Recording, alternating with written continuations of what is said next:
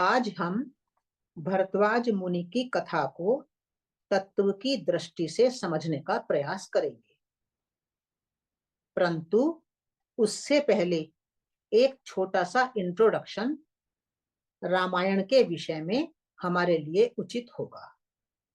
मैं ये इंट्रोडक्शन इसलिए बार बार दूंगी जिससे कि आगे बढ़ते जाएं और पीछे की बात को, जो महत्वपूर्ण बात है, उसको हम भूलें ना, वो हमारे अंदर विद्यमान रहे लगातार। पहले भी हम बात कर चुके हैं कि रामायण शब्द का अर्थ है राम का अयन। राम का अर्थ क्या है, ये हमें निरंतर याद रखना है। जब तक हम पूरी रामायण को समाप्त ना कर लें, तब तक हमें राम का अर्थ क्या है ये निरंतर याद रखना है। इसलिए मैं इसे बार बार इंट्रोडक्शन में इसको रिपीट करूंगी, जिससे कि हमें बिल्कुल कंठस्थ हो जाए। पहले भी मैंने इसकी, जब निषाद राज गुरु की कथा पर बात हो रही थी, तब भी मैंने इसके विषय में बताया था, पर चूंकि हम भूल जाते हैं, बार बार एक बार में याद रहना संभव नहीं है, इसलिए थोड़ा उसको रिपीट कर लेना मेरी दृष्टि से उचित होगा। तो रामायण का अर्थ है राम का अयन, और राम का अर्थ है आत्मज्ञान में स्थिति, अथवा कहें आत्म स्वरूप में स्थिति, अथवा कहें स्वयं के सही ज्ञान में स्थिति, या ऐसा भी कह सकते हैं कि स्वयं की सही पहचान में स्थिति, या ये भी कह सकते हैं कि मैं चैतन्य शक्ति आत्मा हूं, शरीर नहीं हूं, शरीर मेरा उपकरण है, इस सम्यक ज्ञान में स्थिति। इस ज्ञान में स्थिति जिसकी हो जाएगी वह राम है। अयन का अर्थ है स्थान या घर। इस आधार पर रामायण महाकाव्य एक ऐसा स्थान है जिसमें आत्मज्ञान की स्थिति अथवा आत्मज्ञान के महात्म्य की एक अद्भुत गंगा बह रही है। इस ग्रंथ में यद्यपि महाकाव्य के लक्षणों के आधार पर दूसरे विषयों का भी विवेचन हुआ है, परंतु वह विवेचन बहुत गौण है। रामायण ग्रंथ का वह मूल विषय नहीं है। मूल विषय कौन सा है? राम का वर्णन। राम का वर्णन अर्थात आत्मज्ञान में स्थिति का वर्णन, आत्मज्ञान के महात्म्य का वर्णन। मूल विषय के रूप में तो आत्मज्ञान में स्थिति को, या कहें आत्मज्ञान के महात्म्य को ही अनेक अनेक प्रकार से रामायण में प्रतिपादित किया गया है। इस आत्मज्ञान का अर्थात स्वयं की सही पहचान में स्थित होने का मूल उद्देश्य क्या है? उस उद्देश्य को हमें जानना है, हमें समझना है। राम कथा के आधार पर आत्मज्ञान का अर्थात स्वयं की सही पहचान में स्थित होने का जो मूल उद्देश्य है वह है अपने ही चित्त में, अथवा कहें अपने ही अवचेतन मन में, अथवा कहें अपने ही गहरे मन में पड़े हुए, जन्मों जन्मों में संचित हुए अपने ही काम क्रोध लोभ मोह अहंकार आदि बहुत सारे जो विकार हैं, उनको ध्यान पूर्वक देखना, समझना और उन्हें विनष्ट करना। मैं आत्मज्ञान में क्यों स्थित हो जाऊं? एक प्रश्न बनता है ना, कि रामायण में आत्मज्ञान का विस्तार से वर्णन है, आत्मज्ञान के महत्व को ही सब प्रतिपादित किया गया है, मुझे आत्मज्ञान में स्थित होना है, तो मैं आत्मज्ञान में स्थित क्यों हूं? जब मुझे मालूम चल जाएगा कि कारण ये है, तो मैं उसके लिए तब ही प्रयत्न पूरी तरह से कर पाऊंगी। तो आत्मज्ञान में स्थित होने का जो मूल उद्देश्य है वह है अपने ही चित्त में पड़े हुए, जन्मों जन्मों की यात्रा में इकट्ठे हुए अपने ही विकारों को ध्यान पूर्वक देखें हम, उनको समझें और उन्हें विनष्ट करें। आत्मज्ञान में स्थित हुए बिना यह कार्य कदापि संभव नहीं है। राम कथा का यही प्रधान पक्ष है, जिसका विवेचन हम आगे आने वाले समय में धीरे धीरे एक एक कथा के माध्यम से करते जाएंगे। उसमें हमें समय लगेगा, परंतु उससे पहले कथा यह महत्वपूर्ण संकेत करती है कि आत्मज्ञान में स्थित हुए मनुष्य का चेतन मन सामान्य मनुष्य के चेतन मन से बहुत बहुत भिन्न होता है। इसलिए आत्मज्ञानी मनुष्य के चेतन मन को जान लेना भी बहुत आवश्यक है और बहुत महत्वपूर्ण है। भी जो वर्णन चल रहा है वो वर्णन किस संकेत कर रहा है कि आत्मज्ञानी मनुष्य का मन कैसा होता है। क्या वह सामान्य मनुष्य के मन जैसा होता है या सामान्य मनुष्य से भिन्न होता है। तो हाँ, ये कह रही हैं कि आत्मज्ञानी मनुष्य का जो चेतन मन है वह सामान्य मनुष्य के मन से बहुत भिन्न होता है। सामान्य मनुष्य चेतन मन की इस भिन्नता को दर्शाने के लिए ही रामायण ग्रंथ में कुछ महत्वपूर्ण कथाओं का सहारा लिया गया है। शादराज भू की कथा हमने पढ़ी, अब भरद्वाज की पढ़ रहे हैं। इसके आगे हम स्त्री मुनि की कथा पढ़ेंगे, फिर हम शरभंग मुनि की पढ़ेंगे, फिर सुतीक्ष्ण मुनि की पढ़ेंगे। तो जो ये भिन्न कथाएं एक के बाद एक आएंगी, तो इन कथाओं का जो प्रतिपादन यहाँ रामायण में किया गया है उसका प्रतिपादन आत्मज्ञान में स्थित मनुष्य के चेतन मन को बताने के लिए किया गया है। आत्मज्ञान में स्थित मनुष्य का चेतन मन सामान्य मनुष्य के चेतन से किस प्रकार भिन्न होता है, ये इन कथाओं में बताया गया है। सबसे पहले शादराज भू की कथा पढ़े माध्यम से ये संकेत किया गया था कि आत्मज्ञान में स्थित हुए मनुष्य का चेतन मन मित्र स्वरूप होता है, सेवक स्वरूप होता है और ज्ञान स्वरूप होता है। ये मैंने जब ये इस बातें बहुत कथा के आधार पर बहुत क्लैरिटी से बताई गई थी कि आत्मज्ञानी मनुष्य का चेतन मन हमारे मन से बिल्कुल भिन्न होता है। हमारा मन कैसा होता है? हमारा जो चेतन मन है वो तो मालिक बना रहता है, जो मन कह दे वही हम करते हैं। हम अभी दबे हुए हैं, हम जागरूक ही नहीं है अपने प्रति कि मैं कौन हूँ। चेतन मन ही बस हमारा जागरूक है, तो चेतन मन जो कहता है वो वैसा होता जाता है। तो सामान्य मनुष्य का चेतन मन मालिक बना रहता है, पर आत्मज्ञानी मनुष्य का चेतन मन सेवक बना रहता है।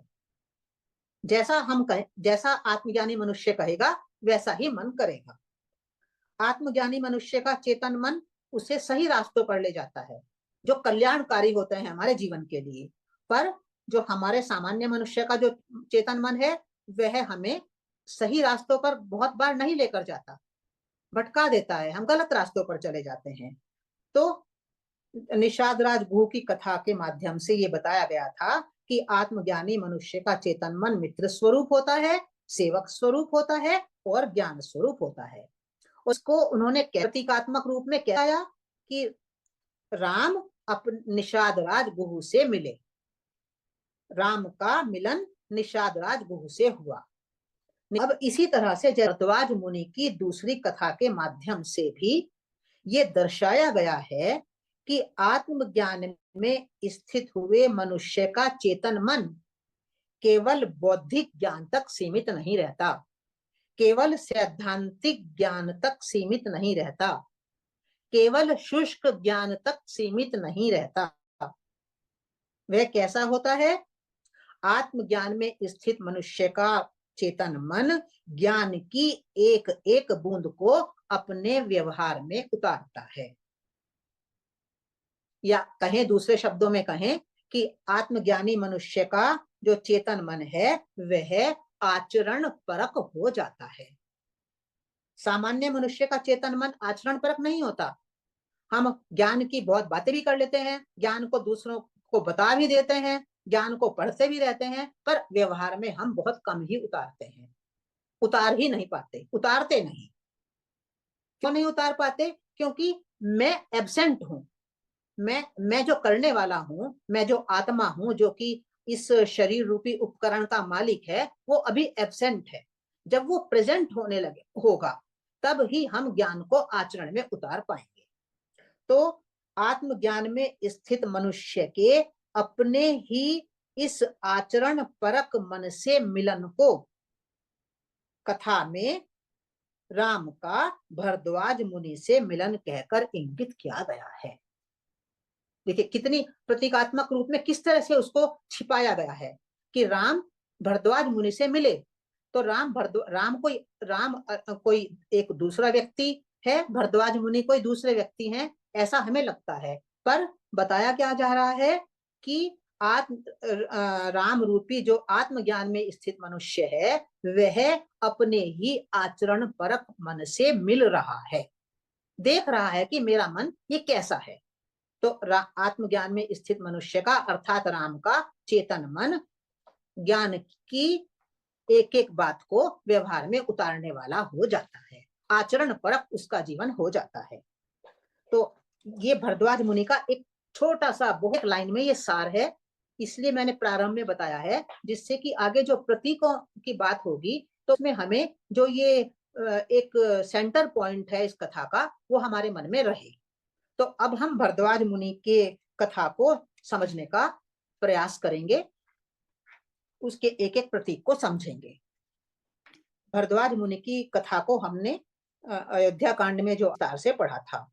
अब इसलिए मैं पहले एक छोटा सा कथा का रिकैप करती हूँ। कथा में कहा गया है कि राम जब लक्ष्मण और सीता के साथ वन की ओर जाने के लिए अयोध्या से निकले, तब सबसे पहले अपने मित्र निषादराज गुरु से मिले और फिर प्रयाग में गंगा यमुना संगम पर स्थित भरद्वाज मुनि के आश्रम में पहुंचे। भरद्वाज मुनि मृगों, पक्षियों तथा ऋषि मुनियों के बीच में विराजमान थे। उन्होंने अन्न रस आदि प्रदान करते हुए राम का आतिथ्य सत्कार किया और कहा कि वे दीर्घ काल से उन्हीं के आगमन की प्रतीक्षा कर रहे थे। भरद्वाज मुनि ने आश्रम में ही ठहरने के लिए राम से अनुरोध किया, परंतु राम ने वहां ठहरना स्वीकार नहीं किया और सबकी पहुंच से दूर किसी एकांत स्थान को ही अपने रहने के लिए उचित समझा। अतः भरद्वाज मुनि ने राम को उस परम पवित्र चित्रकूट पर्वत पर ठहरने का आदेश दिया, जो मधुर फल मूल से संपन्न था और जहां अनेक प्रकार के पशु पक्षी जैसे मृग, लंगूर, वानर, रीछ, गजराज, किन्नर, कोकिल, सर्प, मयूर, ये तो पशु पक्षी हो गए, और ऋषि महर्षि निवास करते थे। मुनि ने कहा कि चित्रकूट के शिखरों का दर्शन करके मनुष्य पुण्य कर्मों का फल पाता है और पाप में कभी मन नहीं लगाता। चित्रकूट पर पहुंचने के मार्ग का निर्देश करते हुए भरद्वाज मुनि ने कहा कि उन्हें गंगा के जल के वेग से अपने प्रवाह के प्रतिकूल दिशा में मुड़ी हुई यमुना को भी पार करके चित्रकूट में पहुंचना होगा। तदनुसार राम चित्रकूट पर्वत पर पहुंच गए और लक्ष्मण ने वहां एक पर्णशाला का निर्माण किया। तो आप सब जानते ही हैं कि कथाएं सारी प्रतीकात्मक हैं। तो ये कथा किस प्रकार से प्रतीकात्मक है, इसको अब हम समझने का प्रयास करते हैं। सबसे पहला प्रतीक है भरद्वाज मुनि। भरद्वाज मुनि को समझ लेंगे तो बड़े प्रतीकों को समझना बहुत सरल हो जाएगा। तो भरद्वाज मुनि का तात्पर्य क्या है? पहले भरद्वाज शब्द के ऊपर हम ध्यान दें। भरद्वाज शब्द भरत और वाज नामक दो शब्दों के योग से बना है। भरत का अर्थ होता है भरना और वाज का अर्थ होता है क्रिया शक्ति। अब ये वाज का अर्थ क्रिया शक्ति क्यों कह रही हूं मैं? ये एक वैदिक शब्द है। वाज एक वैदिक शब्द है और वेदों में 3 शब्द आए हैं, ऋभु, विभु, वाज। वहां पर वेदों में इनको 3 भाई कहा गया है। तो जो ऋभु है ज्ञान शक्ति का प्रतीक है वहां पर। जो विभु है, विभु भाव शक्ति का प्रतीक है और वाज क्रिया शक्ति का प्रतीक है। और जो भरद्वाज मुनि कहा है, मुनि शब्द मन को इंगित करता है, ये तो स्पष्ट है। तो भरत वाज अर्थात क्रिया शक्ति का भरण करने वाला जो है वो भरद्वाज है। अब ये कह रहे हैं मुनि अर्थात मन, तो ये कह रहे हैं कि जो मन ज्ञान के भीतर क्रिया शक्ति को भरता है अर्थात ज्ञान को आचरण में उतारता है, वह भरद्वाज मुनि है। भरद्वाज मुनि अर्थात वह मन जो कि ज्ञान को ज्ञान तक सीमित नहीं रखता, ज्ञान को आचरण में उतार देता है, तो वह है भरद्वाज मुनि। तो राम भरद्वाज मुनि के आश्रम में गए, अर्थात राम ने अपने मन को, अपने चेतन मन को देखा कि ये मन कैसा है, तो उन्हें दिखाई दिया कि ये मेरा मन ज्ञान तक सीमित नहीं रखता है, ये मेरा मन ज्ञान को आचरण में उतारने वाला हो गया है। जब आत्मज्ञान में हम स्थित हो जाते हैं, अपने स्वरूप की सही पहचान में हम स्थित हो जाते हैं, तो हमारा मन ज्ञान की एक एक बूंद को आचरण में उतारने लगता है। तो भरद्वाज मुनि का अर्थ है वह मन जो कि क्रिया शक्ति का भरण कर रहा है ज्ञान के भीतर, अर्थात ज्ञान को आचरण में उतार रहा है, सरल शब्दों में। अब ये हो गया प्रतीक। इस भरद्वाज मुनि को हमें याद रखना है कि यहाँ पर ऐसे मन की बात हो रही है। अब ये मन किस किस प्रकार का क्या क्या करेगा, अब ये आगे देखते हैं। दूसरा प्रतीक लेते हैं। कथा में कहा गया है कि भरद्वाज मुनि का आश्रम गंगा यमुना के संगम पर स्थित है। ये कथा में कहा गया है, तो गंगा यमुना के संगम पर स्थित है, क्या अभिप्राय है, इसको हमें समझना है। समस्त पौराणिक साहित्य में गंगा नदी ज्ञान की प्रतीक है और यमुना नदी कर्म की प्रतीक है। कर्म यानी आचरण एक ही बात है। तो यमुना कर्म की या आचरण की प्रतीक है और गंगा ज्ञान की प्रतीक है। तो गंगा यमुना के संगम पर भरद्वाज मुनि का आश्रम कहकर वास्तव में भरद्वाज मुनि को ही एक दूसरे प्रकार से समझाने का प्रयास किया गया है। भरद्वाज मुनि को हमने समझा, सीधे समझा। अब वो 2 तरीकों से भरद्वाज मुनि को ये अर्थ कैसे है इसकी पुष्टि कर रहे हैं कि भरद्वाज मुनि का आश्रम गंगा यमुना के संगम पर स्थित है, अर्थात भरद्वाज मुनि वह मन है जो कि गंगा यमुना के संगम पर स्थित है, अर्थात जहां पर ज्ञान और कर्म का समन्वय है। ज्ञान और कर्म के समन्वय से मतलब क्या है, ज्ञान को कर्म में लाना। जो मन ज्ञान को कर्म में लाता है, उसके संगम पर स्थित है, उसको इन्होंने दूसरे प्रकार से ये कह के व्यक्त किया है कि भरद्वाज मुनि का आश्रम गंगा यमुना के संगम पर स्थित है। गंगा यमुना का संगम अर्थात ज्ञान और कर्म का समन्वय। अब तीसरे प्रतीक के द्वारा उन्होंने फिर भरद्वाज मुनि को ही एक दूसरे प्रकार से समझाने का प्रयास किया है। उन्होंने कहा है कि भरद्वाज मुनि का आश्रम प्रयाग में स्थित है। इस बात को कहकर भी वो भरद्वाज मुनि के अर्थ की पुष्टि कर रहे हैं। कैसे, देखो, प्रयाग शब्द को हम समझें पहले। प्रयाग शब्द प्र उपसर्ग पूर्वक याग शब्द के योग से बना है। प्रयाग को संधि विच्छेद कर दो, प्र को अलग और याग को अलग। प्र उपसर्ग के बहुत सारे अर्थ होते हैं, परंतु प्र उपसर्ग का एक अर्थ है विशिष्टता, विशिष्टता को बताना। जैसे प्रकृति शब्द है हमारे पास, तो प्रकृति में प्र उपसर्ग लगा है और कृति एक शब्द है, तो कृति का मतलब होता है क्रिएशन, पर प्र लगाकर उन्होंने क्रिएशन कैसा, विशेष प्रकार का क्रिएशन, प्रकृति अर्थात परमात्मा का विशेष प्रकार का क्रिएशन, और उसके लिए शब्द है प्रकृति। फिर एक शब्द है जैसे प्राचार्य, तो आचार्य एक शब्द हो गया, उसमें प्र उपसर्ग लगा दिया, तो प्र उपसर्ग को लगाने से आचार्य में विशिष्टता ला दी उन्होंने कि प्राचार्य कौन, जो विशिष्ट प्रकार का आचार्य है, प्राचार्य। तो प्र उपसर्ग, यहाँ प्रयाग में भी प्र उपसर्ग लगाया है याग शब्द को विशिष्टता लाने के लिए। अब याग का अर्थ क्या होता है? याग शब्द यज धातु से बना है, और यज का अर्थ होता है यज्ञ, या दूसरे शब्दों में, सरल शब्दों में कहें, ज्ञान पूर्वक किया हुआ कर्म। ज्ञान पूर्वक, हमारा ज्ञान पूर्वक किया हुआ कर्म यज्ञ बन जाता है, इसलिए उसको यज्ञ कहते हैं। ज्ञान से जुड़कर विशिष्ट बने हुए कर्म को ही यहाँ पर प्रयाग कहा गया है। तो भरद्वाज मुनि को प्रयाग में स्थित कहकर भी वास्तव में ज्ञान और कर्म के समन्वय में स्थित आचरण परक मन की ओर ही संकेत किया गया है। तो भरद्वाज मुनि के अर्थ को हम सही रूप में ग्रहण कर लें, केवल सही रूप में ग्रहण करने के लिए ही उन्होंने दो बातें कही हैं कि भरद्वाज मुनि का आश्रम गंगा यमुना के संगम पर स्थित है और प्रयाग में स्थित है। तो हो गए हमारे प्रतीक। अब हम आगे चलते हैं चौथे प्रतीक पर। कथा में कहा गया है कि भरद्वाज मुनि आश्रम में मृगों, पक्षियों और ऋषियों के मध्य में विराजमान हैं।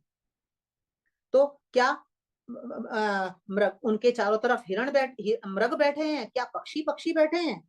चलो ऋषि बैठे हों, पर क्या मृगों और पक्षियों के भी चारों तरफ उनको घेर कर रहते हैं हर समय?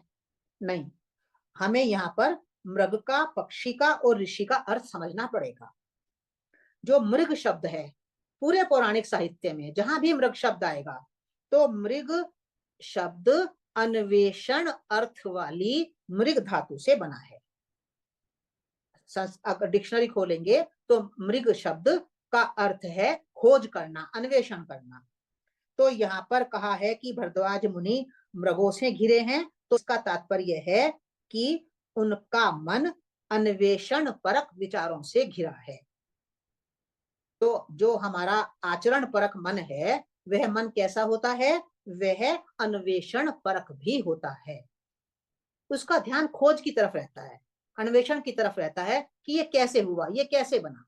जैसे इस फिर कहा है कि भरद्वाज मुनि पक्षियों से घिरे हैं, तो पक्षी का मतलब बर्ड नहीं है जिसे हम आकाश में उड़ने वाले पक्षी कहते हैं, BIRD कहते हैं।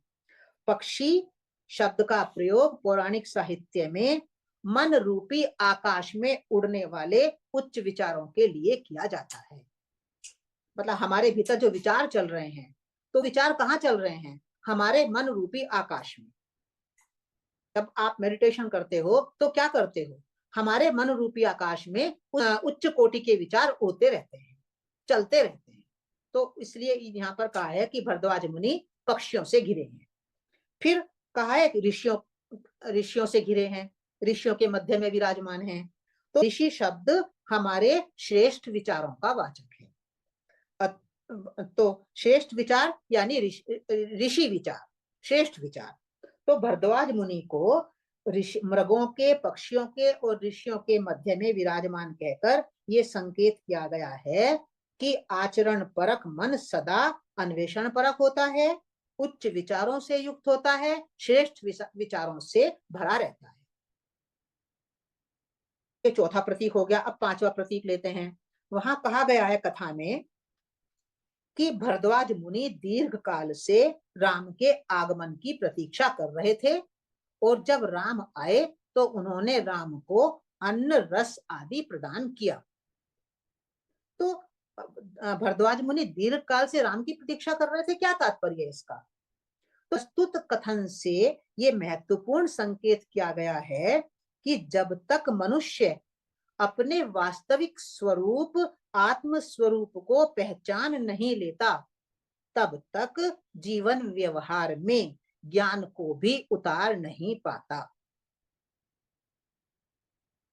इसलिए आचरण परक मन ये प्रतीक्षा करता है कि मनुष्य अपने वास्तविक स्वरूप को पहचाने। राम की प्रतीक्षा क्यों है? कि प्रत्येक मनुष्य अपने वास्तविक स्वरूप को पहचान ले, तभी अज्ञान को वो आचरण में उतार पाएगा। फिर उन्होंने कहा है कि राम को उन्होंने अन्न रस प्रदान किया। तो इसका तात्पर्य ये है कि ज्ञान को आचरण में उतारना मनुष्य को बहुत तृप्ति प्रदान करता है, संतुष्टता प्रदान करता है। जब हम छोटे से ज्ञान को भी, छोटी सी बात को भी, अपने जीवन में बहुत परिस्थितियां आती हैं, बड़ी परिस्थितियां तो कम आती हैं, बहुत छोटी छोटी परिस्थितियां आती हैं। तो जब छोटी परिस्थिति में हम अपने ज्ञान को अप्लाई कर लेते हैं तो हमें बहुत प्रसन्नता होती है। तो उस प्रसन्नता को कहा गया है कि राम ने अन्न रस आदि ग्रहण किया। भरद्वाज ने राम को अन्न रस प्रदान किया, अर्थात हमने बहुत तृप्ति अपने अंदर महसूस की। हो गया हमारा पांचवा प्रतीक। अब आगे चलते हैं छठे प्रतीक पर। भरद्वाज ने कहा कि राम को कि आप चित्रकूट पर्वत पर निवास कीजिए। तो चित्रकूट पर्वत क्या है? क्या ये माउंटेन, जिसे हम माउंटेन कहते हैं, वो है क्या? तो चित्रकूट पर्वत को भी हमें समझना है। पहले हम शब्द पर ध्यान दें। चित्रकूट जो ये शब्द है, ये दो शब्दों से मिलकर बना है, चित्र और कूट। जो चित्र शब्द है वो शब्द वास्तव में चित्त शब्द का छिपा हुआ स्वरूप है। पौराणिक साहित्य में जो कथाएं कही गई हैं, कथाओं के द्वारा जो तत्व की बातें कही गई हैं, तो वे उन कथाओं में शब्द, ऐसे शब्द लिखे गए हैं, बना रखे गए हैं, जो थोड़े या तो उन्होंने उनको बिगाड़ दिया या थोड़ा छिपा दिया उस शब्द को। क्यों छिपाया, क्यों ऐसा किया उन्होंने? जिससे कि योग्य व्यक्ति जब कथा को पढ़ेगा तो उसको वो बात एकदम समझ में आ जाए। तो चित्रकूट शब्द में भी जो चित्र शब्द है, वो चित्र का मतलब वो स्ट्रेंज नहीं है। इसका अर्थ चित्र, चित्त शब्द का एक बिगड़ा हुआ स्वरूप है, या उसको जानबूझकर चित्र बना दिया गया है। तो और कूट जो शब्द है उसका अर्थ होता है जटिल, पेचीदा या उलझन भरा। कूट तो हम उसी को कहते हैं जो बहुत पेचीदा हो, बहुत उलझन भरा हो, बड़ा जटिल हो। तो चित्रकूट शब्द के द्वारा हमारे ही उस कूट चित्त की ओर संकेत किया गया है, जिसको जानना समझना सरल नहीं है और जन्मों जन्मों में संचित हुए संस्कारों के कारण जो बहुत जटिल भी हो गया है। जटिल क्यों हो गया? क्यों कहा कि वो ये जो चित्त है हमारा, जिसमें संस्कार पड़े हुए हैं, ये जटिल है? कूट क्यों कहा है उसको? इसलिए कि कोई संस्कार किस कर्म का परिणाम होता है हम कह नहीं सकते। कोई नहीं कह सकता कि कोई संस्कार हमारा किस कर्म का परिणाम है। मेरे अंदर लोभ का संस्कार है, मेरे अंदर झूठ बोलने का संस्कार है, तो कोई नहीं कह सकता कि मेरे अंदर ये संस्कार कैसे पड़ा, मैंने ऐसे कौन से कर्म किए थे जिसके अंदर मेरे भीतर ये संस्कार बना। तो कोई भी व्यक्ति ये कह नहीं सकता कि मेरे भीतर का कोई संस्कार किस कर्म का परिणाम है। इसलिए इसको कहा गया है चित्त को कि ये कूट चित्त है, जटिल चित्त है। तो इस कूट चित्त को पर्वत कहकर ये संकेत किया गया है कि चित्त के भीतर संचित हुए संस्कार कोई दो चार, एक दो नहीं होते, उनका तो एक ढेर होता है। तो एक के ऊपर एक, एक जन्म में चार संस्कार बने, दूसरे जन्म में फिर उसके ऊपर संस्कार आ गए, फिर और आ गए, फिर और आ गए, तो एक ऊंची चट्टान बन गई। तो जो ये ऊंचा ढेर बन जाता है, इसको कहा है उन्होंने कि संस्कार का पर्वत बन गया। तो चित्रकूट को पर्वत कहकर वो ये कह रहे हैं कि जो हमारा चित्त है, हमारा जो अवचेतन मन है, या हमारा जो गहरा मन है, जिसमें जन्मों जन्मों के संस्कार भर गए हैं, तो वहां संस्कार कोई दो चार नहीं है, संस्कारों के ऊपर संस्कार एक ढेर बन गया है। इसलिए ये चित्रकूट पर्वत है। छिपाने के लिए उन्होंने कहा है ये चित्त को कि ये चित्रकूट पर्वत है। अब भरद्वाज मुनि ने कहा है राम को कि आप चित्रकूट पर्वत पर निवास कीजिए। तो चित्रकूट पर्वत पर निवास कीजिए, हम तो ये समझेंगे कि एक पहाड़ पर जाकर रहो, पर प्रतीकात्मकता जो कहती है वो ये कहती है कि चित्रकूट, जैसा हमने अभी बात की है, चित्रकूट का अर्थ है चित्त, और वहां पर रहने का तात्पर्य ये है कि आत्मज्ञान का जो प्रमुख उद्देश्य है वो यही है कि अपने चित्त पर चिंतन करते हुए चित्त में विद्यमान विकारों को देखना, उनको समझना और उनका विनाश करना। बार बार ये हम गीता पढ़ते हुए भी हम बार बार ये बात कर रहे थे, और अब बार बार यही बातें आ रही हैं। तो चित्रकूट पर रहने का आदेश जो भरद्वाज मुनि ने दिया है, उसका तात्पर्य ये है कि आत्मज्ञान में स्थित जो मनुष्य है वह अपने चित्त पर चिंतन करे, चित्तगत विकारों को देखे, उनको समझे और उनका विनाश करे। इस उद्देश्य की पूर्ति के लिए आत्मज्ञान में स्थित मनुष्य का अपना ही आचरण परक मन उसे प्रेरित करता है। जिस व्यक्ति का मन, सामान्य मनुष्य का मन आचरण परक होता ही नहीं है। जब सामान्य मनुष्य का हमारा मन आचरण परक नहीं होता, इसलिए हमें चित्त की तरफ हम ध्यान ही नहीं देते, हम अपने कामों में ही उलझे रहते हैं, दूसरों को ही दोष लगाते रहते हैं हर बात के लिए। पर वो कह रहे हैं कि जिसका मन आत्मज्ञान में स्थित हो गया, जो व्यक्ति आत्मज्ञान में स्थित हो गया है, जिसका मन आचरण परक हो गया है, उसका अब उसके जीवन का उद्देश्य, अब सबसे पहला उद्देश्य क्या है? अपने चित्त पर ध्यान दे, उसको ध्यान से देखे कि वहां से कौन कौन से संस्कार निकल निकल के आ रहे हैं, और फिर ये ध्यान दे कि यहाँ पर कौन कौन से विकार पड़े हुए हैं जो मेरे चेतन मन पर उचक उचक कर आते हैं, मुझे परेशान करते हैं।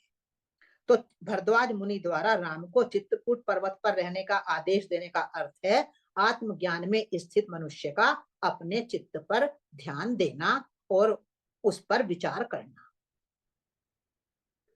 अब आगे कथा में कहा गया है कि चित्रकूट पर्वत प्रचुर फल मूल से संपन्न है। भरद्वाज मुनि ने कहा कि आप चित्रकूट पर्वत पर रहिए, वहां पर क्या है? वहां फल मूल है, प्रचुर फल मूल है। अब हम, प्रचुर फल मूल का मतलब कोई फ्रूट या कोई रूट ऐसा नहीं है। फल मूल का अर्थ हम सब जानते हैं। वैसे इस संदर्भ में जो फल शब्द है वो परिणाम का, जिसे हम कार्य कहते हैं, कार्य और कारण नियम को हम सब जानते हैं, कारण कार्य नियम, या जिसको इंग्लिश में कहते हैं cause and effect, law of cause and effect. तो यहाँ पर जो फल और मूल कहा है, तो जो फल है वो परिणाम का वाचक है, इफेक्ट का वाचक है, और जो मूल शब्द है वो कारण का, कॉज का वाचक है। तो चित्रकूट पर्वत पर फल मूल की प्रचुरता कहकर ये संकेत किया गया है कि मनुष्य के कूट चित्त में कार्य और कारण रूप दोनों ही प्रकार के संस्कार विद्यमान होते हैं। कुछ संस्कार ऐसे हैं जो पूर्व जन्मों में किए हुए कर्मों के आधार पर निर्मित हुए हैं।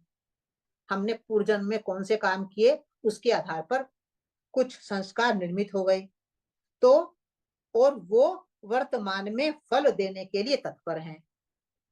तो कुछ संस्कार तो ऐसे हैं, कुछ संस्कार ऐसे हैं जो वर्तमान कर्मों के आधार पर निर्मित हुए हैं और भविष्य में प्राप्त होने वाले परिणामों के मूल अर्थात कारण हैं।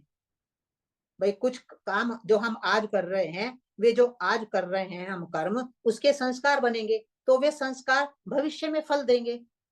तो भविष्य में जो फल मिलेगा उसके कारण हमारे आज के कर्म हैं, और आज जो हमें मिल रहा है उसका कारण, उसके वो क्यों मिल रहा है, जो आज हमें मिल रहा है परिणाम, जो कार्य है जो आज हमारे जीवन में सामने आ रहा है हमारे, तो वो कार्य कहाँ से आया?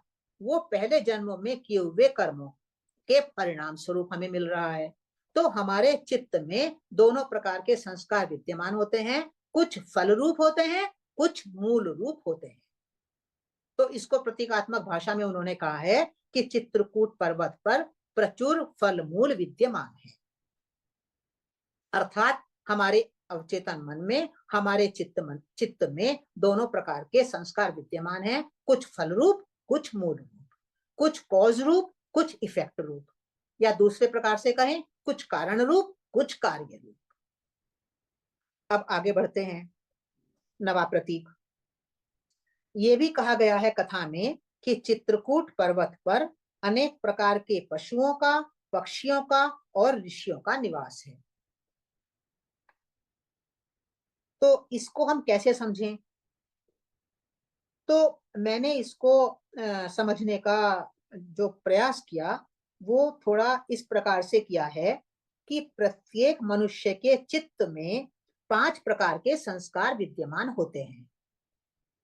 पहली प्रकार के संस्कार वे हैं जिन्हें अनेक जन्मों की यात्रा में मनुष्य अर्जित कर लेता है, जिसे हम संचित संस्कार कहते हैं। दूसरी प्रकार के संस्कार वे हैं जो हमें माता पिता से प्राप्त होते हैं। तीसरी प्रकार के संस्कार वे होते हैं जिन्हें मनुष्य वातावरण से अर्जित कर लेता है, जिस वातावरण में हम रहते हैं। चौथी प्रकार के संस्कार मनुष्य की अपनी संकल्प शक्ति के संस्कार हैं। जैसे मेरे विचार, जैसे मेरा संकल्प, उसके आधार पर निर्मित हो जाते हैं। और पांचवी प्रकार के संस्कार हमारे आत्मा के संस्कार हैं, आत्मगुणों के संस्कार। सुख, शांति, प्रेम, आनंद, ये हमारे आत्मा के आत्मगुणों के संस्कार हैं जो हर मनुष्य में समान रूप से होते हैं। इन 5 प्रकार के संस्कारों में से कुछ संस्कार तो हमें बांधने वाले होते हैं और कुछ मुक्त करने वाले। तो ऐसा प्रतीत होता है कि चित्रकूट पर्वत पर अनेक प्रकार के पशुओं, पक्षियों और ऋषियों का निवास कहकर ये संकेत किया गया है कि हमारे चित्त में ये 5 प्रकार के संस्कार विद्यमान हैं। पशु, पशु जो शब्द है वो पाश, पाश बांधने वाला, पशु अर्थात जो बांधता है। तो हमारे भीतर बांधने वाले संस्कार भी हैं जो हमारे हमारे उन्नति को, हमारे उत्थान को रोकते हैं। बांधने वाला मतलब जो रोकने वाला है। तो हमारे भीतर वो संस्कार भी विद्यमान है और हमारे भीतर श्रेष्ठ संस्कार भी विद्यमान है। उसको इन्होंने कहा है ऋषि कि चित्रकूट पर्वत पर ऋषि विद्यमान है। तो हमारे जो श्रेष्ठ संस्कार हैं, आत्मा के संस्कार श्रेष्ठ संस्कार हैं, या हमारे श्रेष्ठ संकल्पों के संस्कार श्रेष्ठ संस्कार हैं, तो वे ऋषि संस्कार हैं जो कि हमारे चित्त में विद्यमान होते हैं। तो प्रतीक भाषा में इन्होंने कहा है कि चित्रकूट पर्वत पर पक्षी, पशु और ऋषि विद्यमान है। अब आगे आगे के प्रतीक को लेते हैं। उसमें कहा गया है कथा में कि चित्रकूट के शिखरों का दर्शन करके पुण्य कर्मों का फल मिलता है और मनुष्य पाप कर्म में मन नहीं लगाता है। ये कथा में कहा गया है। तो बड़ा अद्भुत लगता है जब ये ऐसी बातें कही जाती हैं कि चित्रकूट के शिखर का हमने दर्शन कर लिया तो पुण्य कर्मों का फल मिल जाएगा हमें और हम पाप में मन नहीं लगाएंगे। ऐसा संभव है क्या? कितने पर्वतों पर जाके खड़े होकर देखो, क्या ऐसा संभव है क्या? संभव नहीं है ऐसा बिल्कुल भी। तो ये भी प्रतीक की बात है। तो हम सब जानते हैं कि मनुष्य जो भी कर्म, चाहे उसका कर्म मानसिक हो, चाहे कर्म वाचिक हो या कायिक हो, यानी हम सोचते हैं तब भी हम एक कर्म करते हैं, हम मुंह से बोलते हैं वो भी हमारा कर्म है, और हम हाथ पैरों से कर्म करते हैं वो भी हमारा कर्म है। तो मनुष्य जो भी कर्म बार बार करता है उसकी एक छाप उसके चित्त में अवश्य अंकित हो जाती है। बार बार जब हम कोई काम करते हैं, एक बार किया उसकी छाप अंकित नहीं होती, बार बार रिपीटेड जब हम फॉर्म में कोई काम करते हैं तो उसकी छाप हमारे चित्त में अंकित हो जाती है, जिसे अध्यात्म की भाषा में संस्कार कहा जाता है। ये बात हम सब जानते हैं। तो ये संस्कार जीवन में कभी ना कभी फलीभूत अवश्य होते हैं, इनसे कभी भी बचा नहीं जा सकता। तो चित्त से संबंधित यही ज्ञान कूट चित्त का शिखर है।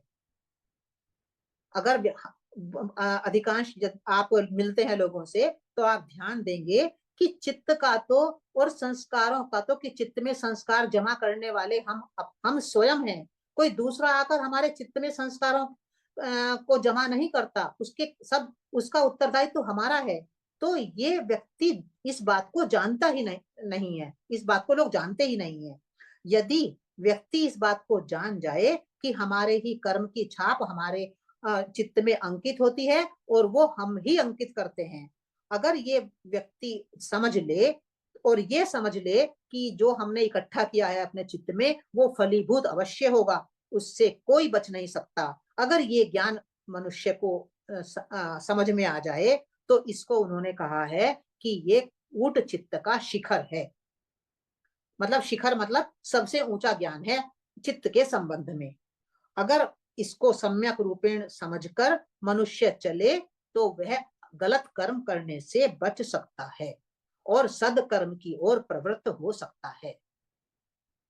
अगर मुझे पता है कि जो जो मेरे सामने जो आ रहा है वो मेरे ही द्वारा संचित किया हुआ कोई संस्कार है, उसके कारण ऐसा मेरे जीवन में आ रहा है, तो मैं क्या करूंगी? निश्चित रूप से मैं गलत कर्म से हटूंगी और अच्छे कर्म की ओर प्रवृत्त होंगी।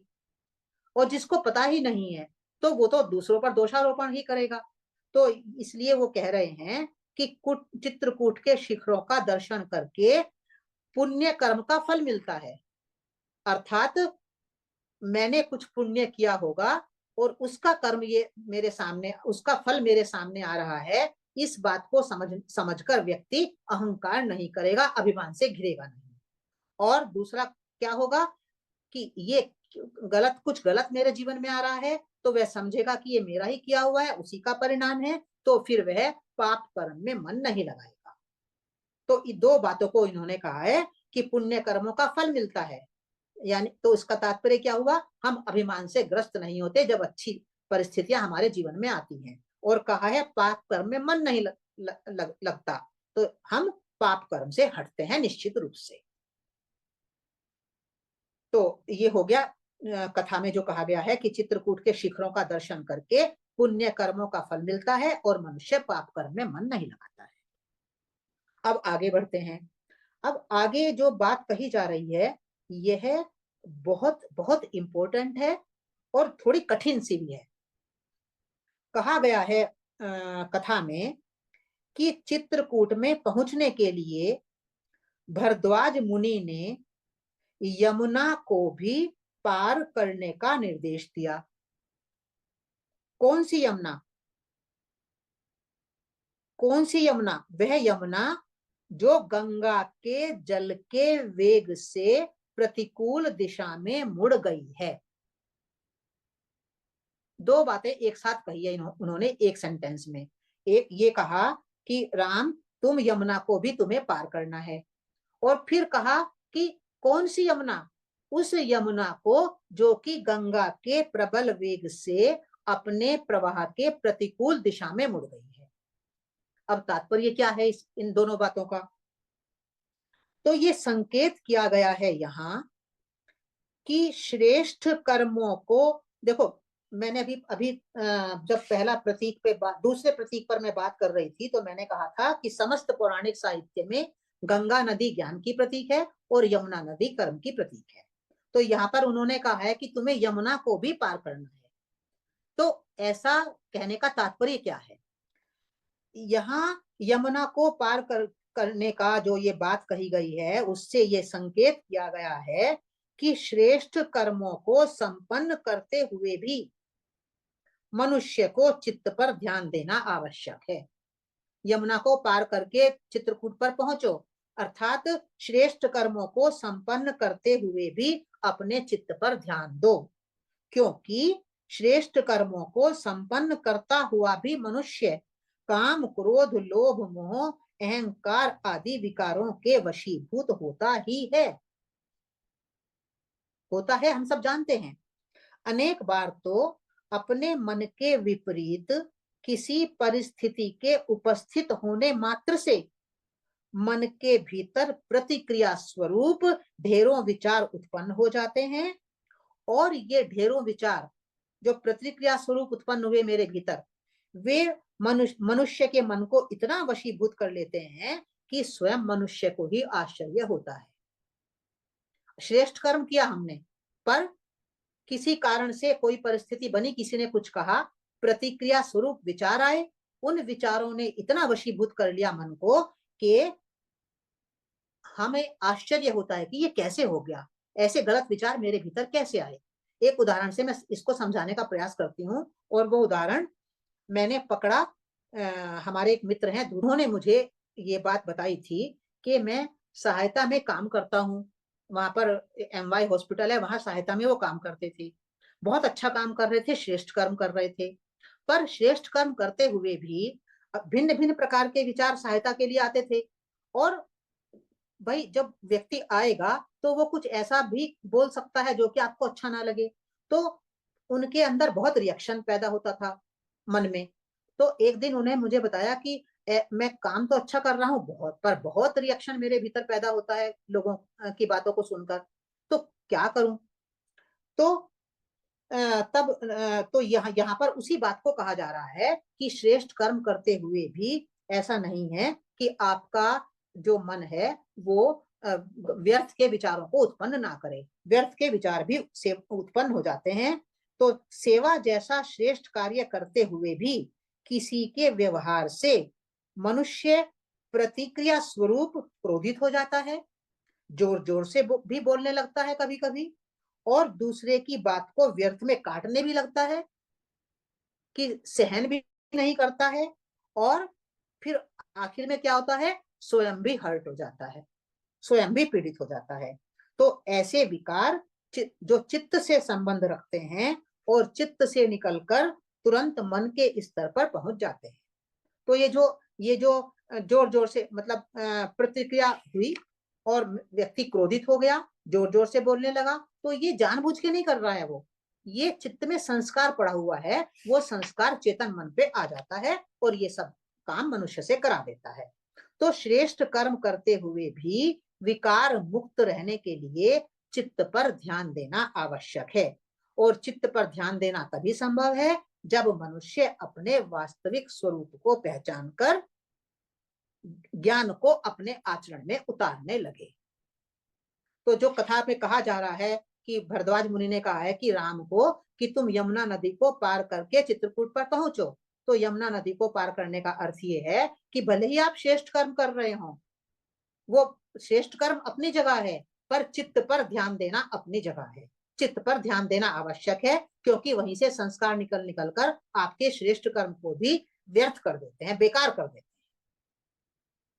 फिर एक दूसरी बात इसी संदर्भ में कही है कि ये जो यमुना नदी है, गंगा के जल के वेग से अपने प्रवाह के प्रतिकूल दिशा में मुड़ गई है। तो इस कथन के द्वारा ये महत्वपूर्ण तथ्य बताया गया है कि ज्ञान रूपी गंगा के संसर्ग में रहने पर कर्म की दिशा भी बदल जाती है। देखो, यमुना कर्म की प्रतीक है, तो यमुना की दिशा बदली अर्थात कर्म की दिशा बदली। गंगा ज्ञान की प्रतीक है, तो गंगा के वेग से धक्का लगने पर यमुना की दिशा बदली, गंगा ज्ञान की प्रतीक है। तो वो ये कह रहे हैं कि यदि हम ज्ञान के संसर्ग में रहेंगे तो ज्ञान के संसर्ग में रहने से हमारे कर्म की दिशा भी बदलेगी। अब हम सामान्य कर्म से श्रेष्ठ कर्म करेंगे, हमारे कर्म स्वार्थ परक ना होकर परमार्थ परक हो जाएंगे। तो कितनी कितनी गहरी प्रतीकात्मकता से उन्होंने इस बात को बताया है कि श्रेष्ठ कर्म पर्याप्त नहीं है, चित्त पर ध्यान दो, और यमुना यानी कर्म कब बदलेंगे हमारे, जब हम ज्ञान को जोड़ेंगे। गंगा के वेग से यमुना की दिशा बदल गई, अर्थात ज्ञान को अगर हम कर्म में अप्लाई करेंगे तो हमारे कर्म की दिशा बदलेगी, हमारे कर्म स्वार्थ परक ना होकर परमार्थ परक हो जाएंगे। तो ये इतने प्रतीक हैं महत्वपूर्ण, जो हमने कथा भरद्वाज की पढ़ी है, तो जो सारे महत्वपूर्ण प्रतीकों पर तो मैंने आपको बताया। अब बहुत संक्षेप में बस इसका जो निचोड़ है वो आपके सामने रख देती हूं मैं। तो संक्षेप में जो कथा का तात्पर्य है वो यही है कि ज्ञान को आचरण में उतारने वाला आचरण परक मन केवल आत्मज्ञान की अवस्था में ही प्रकट होता है, इसलिए हमें आत्मज्ञान में स्थित होना है। तो भरद्वाज मुनि से राम का मिलन हुआ, अर्थात हमारे ज्ञान का हमारे कर्म से मिलन हुआ, एक तो ये बात कही गई है। फिर आत्मज्ञानी मनुष्य का यह आचरण परक मन ही उसे चित्त पर चिंतन करने के लिए प्रेरित करता है। भरद्वाज मुनि ने राम को प्रेरित किया चित्रकूट पर जाओ, तो क्या कह रहे हैं कि आचरण परक मन होगा, तब वही प्रेरित करेगा हमें अपने चित्त पर ध्यान देने के लिए। तो हमें ये दो काम करने हैं। आत्मज्ञान में हमें क्यों स्थित होना है, क्यों हम बार बार बात कर रहे हैं कि आत्मज्ञान, अपने आप को समझो, अपने आप को जानो, अपने वास्तविक स्वरूप को जानो। तो वास्तविक स्वरूप को जाने, क्यों जाने? क्योंकि जो चित्त है उस चित्त पर हमारा आधिपत्य स्थापित हो जाए। और वो कब होगा? जब हम उस तरफ ध्यान देंगे। और कब ध्यान देंगे? जब हम ज्ञान को, हमारा मन ज्ञान को अप्लाई करने लगेगा कर्म में। तो ये दो मुख्य बातें हैं जो बताई गई हैं और जिनके लिए इस प्रकार से कथा का निर्माण किया गया है कि उसके अंदर सारी महत्वपूर्ण बातें समाहित हो गई हैं। जब हम फील्ड में, जब हम व्यवहार में ऐसा करने के लिए उतरते हैं तो जितनी बातें यहाँ कही गई हैं वो सब हमारे सामने आएंगी जब हम उसको अप्लाई करें।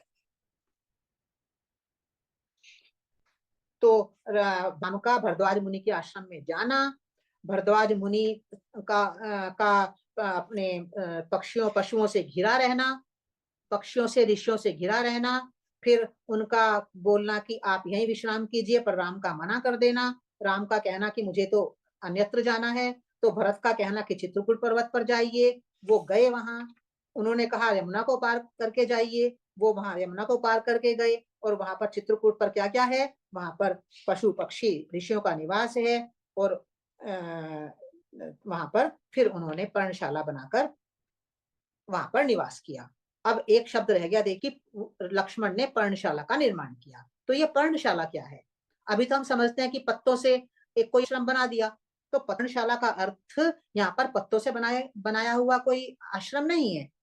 जो पर्णशाला शब्द है, जैसा कि पहले भी मैंने बताया है कि पौराणिक साहित्य में शब्दों को बिगाड़ दिया गया है, छिपा दिया गया है कुछ उसमें। तो जो पर्णशाला शब्द है वो पर्णशाला है। पर्ण में आप ऊपर का जो रेफ लगाया है, र लगाया है, उसको हटा दीजिए। र को यदि हम हटा देंगे तो शब्द बनेगा पर्णशाला। और पर्ण का अर्थ क्या होता है? पर्ण का अर्थ होता है व्यापार या लेन देन या व्यवहार। पर्ण का अर्थ है व्यवहार करना, लेन देन करना या व्यापार करना। तो पर्णशाला का अर्थ हुआ कि वह स्थान या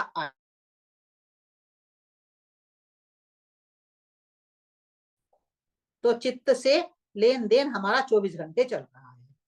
हम कुछ कर्म करते हैं, वहां पर इकट्ठा हो जाता है और वहां पर ऊपर आ जाते हैं। तो ये लेन देन सतत रूप से चल रहा है। इसलिए संकेत रूप में, प्रतीकात्मक रूप में कह दिया गया है कि चित्रकूट के ऊपर पर्णशाला का निर्माण किया। कितनी महत्वपूर्ण बात को किस तरह से उन्होंने बताया है, आश्चर्य होता है। तो इन बातों को एक बार में जो मैंने बताया है उसको एक बार में बताने पर निश्चित रूप से वो याद नहीं रहेगा। हम बार बार इनको रिपीट करेंगे। आप भी इनको बार बार सुने जिससे कि कुछ हमारे अंदर बैठना शुरू हो जाए। एक बार में तो किसी के भी नहीं बैठता, पर जब आप हम 4 बार 10 बार इन चीजों को रिपीट करेंगे तो ये महत्व की बातें जो हमारी साधना से संबंध रखती हैं, जो हमारे जीवन से संबंध रखती हैं, ये निश्चित रूप से हमारे अंदर बैठनी चाहिए। और ये तभी बैठेगी जब हम थोड़ा रिपीटेशन भी करेंगे लगातार। बस मैं अपना यहीं पर समाप्त करती हूँ।